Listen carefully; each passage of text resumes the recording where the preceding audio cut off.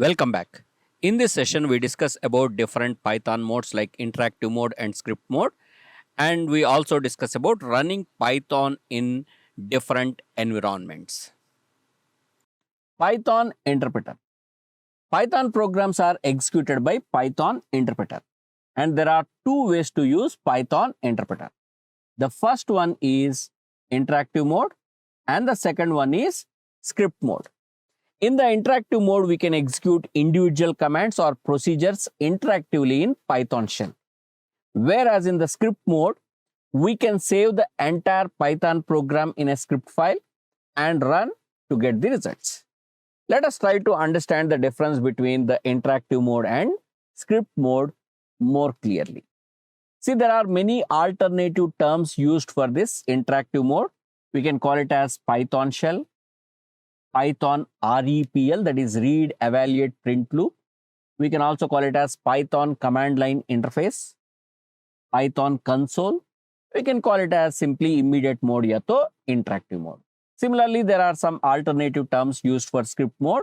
It can be called as batch mode, non-interactive mode, or program execution mode.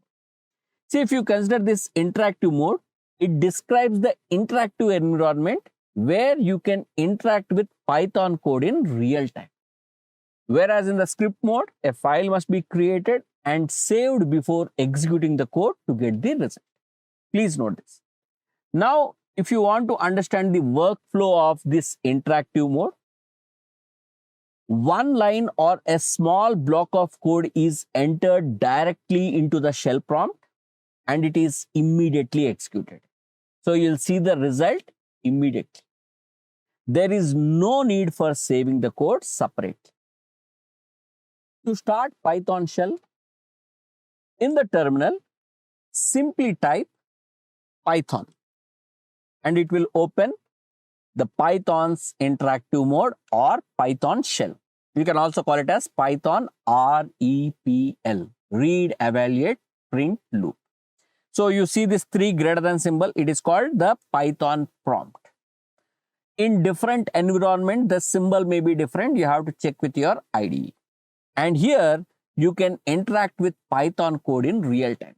You can enter one line or small block of Python code in this particular shell prompt and you can see the result immediately. Actually, you can use this Python shell as a calculator. For example, I can find sum of two numbers. I can find difference of two numbers. I can find product of two numbers. I can also find quotient. Of course, we'll discuss more about operators when we discuss operators topic. Okay. So this is how we interact with Python code in real time in this interactive mode. Now, what about script mode? See, the workflow of script mode goes like this. You write code in a text editor or IDE, save it with .py extension. That is, that particular file is saved with .py extension and then run the file using Python interpreter. Let us try to understand this. Okay.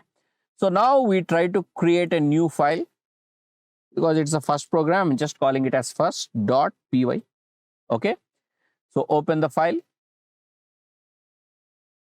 Here I am just using print function where I want to print sum of these two numbers. Then we have to save this particular file and you can run this particular file. See, if you are using IDEs, they'll have some provisions like this where you can simply click on this to get the output. Or in the terminal, you can say Python space first.py to execute the program. Save it and run to get the output. So this is how we can use the script mode. Now let us talk about code structure.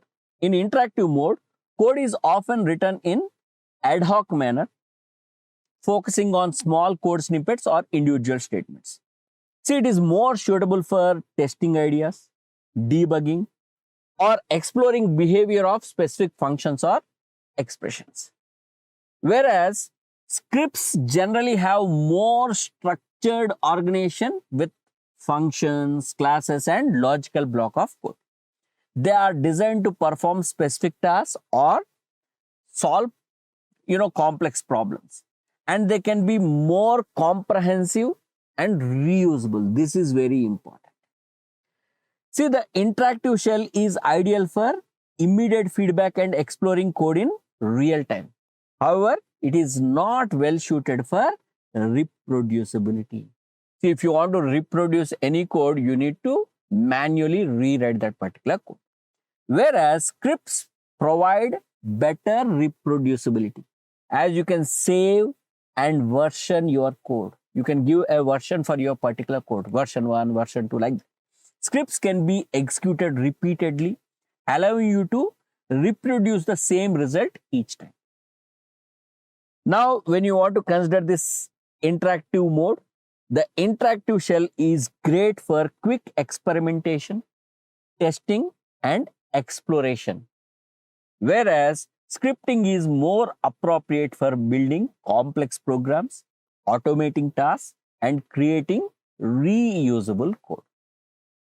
See, there are many different environments in which Python interpreter might run. A terminal window, an IDE, that is integrated development environment, or a browser. That is, we can run Python code in a web browser.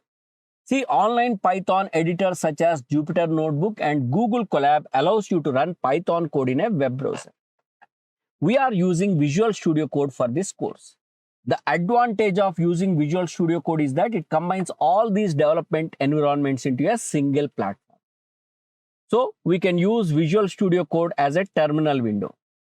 You can simply open a new terminal. So it works simply like a terminal window. So if you type Python, it starts your Python in interactive mode. We can use Visual Studio Code as an IDE, integrated development environment, where you can write code or write a Python script, save it, and run the file. See, the integrated development environment is having features like code editing, code compilation or interpretation, debugging, and project management. So it helps us in writing the code. We can also use Visual Studio Code as a Jupyter Notebook. So this is what we call it as Jupyter Notebook. Now, first of all, let us understand what is this Jupyter Notebook in detail. See, Jupyter Notebook is an open source web application that allows you to create and share documents where these documents combine code, data, visualizations, and explanatory text in an interactive and collaborative environment. Of course, here it is a very basic Python course. So we can see this explanatory text and code execution part. If you are using it for advanced applications like data science, artificial intelligence, and machine learning application, then you can also see this data and data visualizations. Okay. So for our course, we use Jupyter Notebook for writing notes, that is explanatory text, and code execution. Is that clear? Of course, you can also use Google Colab. Google Colab is a cloud-based platform provided by Google that offers free access to a Jupyter Notebook environment with an integrated Python support. So using these online Python editors such as Jupyter Notebook and Google Colab, we can run Python in a web browser. So if you are using Jupyter Notebook or Google Colab, you can run Python code in a web browser. But if you are using Visual Studio Code, this Visual Studio Code supports working with Jupyter Notebook natively. Okay, so you don't have to open any web browser, sir, directly within your machine. Okay, you can use Jupyter Notebook. We can create Jupyter Notebook in Visual Studio Code by creating a file with .ipynb extension. So this is your Jupyter Notebook whose name is first. Okay. See, Jupyter Notebook is having mainly three components. The first one is Jupyter Notebook interface. The second one is kernel. And the third one is Jupyter Notebook server. See, the kernel in Jupyter Notebook is a computational engine responsible for execution of the code and managing Python runtime environment. Whereas the Jupyter server manages the interaction between Jupyter Notebook interface and the kernel.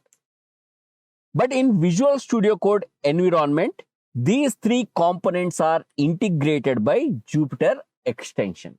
So we don't have to worry about the kernel and server. We mainly see this Jupyter Notebook interface. See, this Jupyter Notebook interface is mainly having two types of cells. One is called markdown cell, which is used for explanatory text or documentation. The second type of cells are code cells. Okay, here we can write down the executable Python source code. See, this executable Python source code we can write in interactive mode as well as script mode. Okay, for example, if you want, you can execute in interactive mode like this, or you can create a script .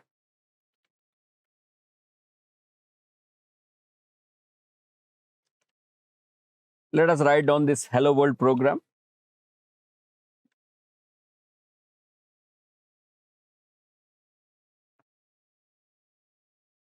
Don't worry about the syntax. When we talk about functions, I'll explain this more clearly. And you can run the script immediately. Okay. So these code cells are used for executing live Python source code in interactive mode as well as script mode. In the script mode, you don't have to save it with .py extensions. And as I told you, this markdown cells are for markdown text or the explanatory text. See, actually, if you see this Jupyter Notebook file, it is having IPYNB extension, where I stands for interactive, PY stands for Python, and NB stands for notebook. Actually, this Jupyter Notebook, formerly known as IPython Notebook, that is interactive Python notebook. Because of that, this Jupyter Notebook files will have this .ipynb extension. So we can use this Jupyter Notebook, which actually combine the markdown text and the executable Python source code on one single canvas, so that we have the explanation as well as live code examples. Okay, so now let us explore the concepts of Python in this Jupyter Notebook.